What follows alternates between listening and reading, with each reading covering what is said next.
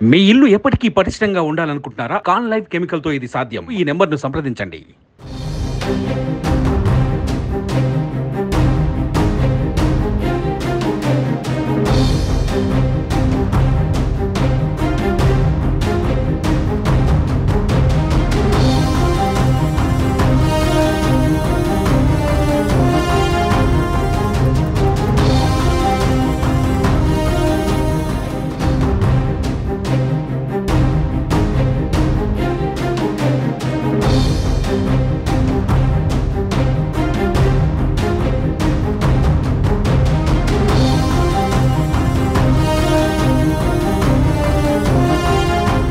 TDP జాతీయ ప్రధాన కార్యదర్శి నారా లోకేష్కు జెడ్ కేటగిరీ భద్రత కల్పిస్తూ కేంద్ర హోంమంత్రిత్వ శాఖ నిర్ణయం తీసుకుంది.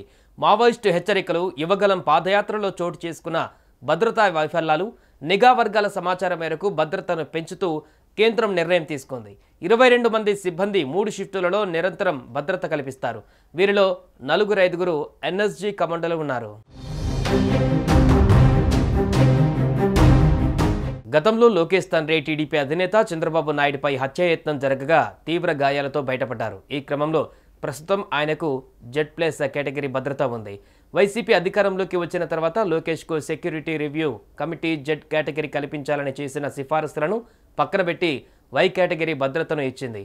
కక్ష సాధింపు చర్యలలో భాగంగానే రాష్ట్ర ప్రభుత్వం ఇలా చేసిందని, లోకేష్కు తగిన భద్రత కల్పించాలని కోరుతూ ఆయన భద్రతా సిబ్బంది చాలాసార్లు కేంద్ర రాష్ట్ర ప్రభుత్వాలు, గవర్నర్, హోంశాఖలకు లేఖలు రాశారు. వైసీపీ ప్రభుత్వం తనకు సెక్యూరిటీ తగ్గించిందని లోకేష్ పలుమార్లు విమర్శించారు. తనకు తగిన భద్రత కల్పించాలని డిమాండ్ చేశారు. ఆయన భద్రతా సిబ్బంది పలుమార్లు కేంద్ర రాష్ట్ర ప్రభుత్వాలు, గవర్నర్, హోంశాఖలకు లేఖలు కూడా రాశారు. ఈ విషయాలన్నింటినీ పరిగణలోకి తీసుకున్న కేంద్ర ప్రభుత్వం ఎన్నికల సమయంలో లోకేష్కు భద్రతను కల్పించింది.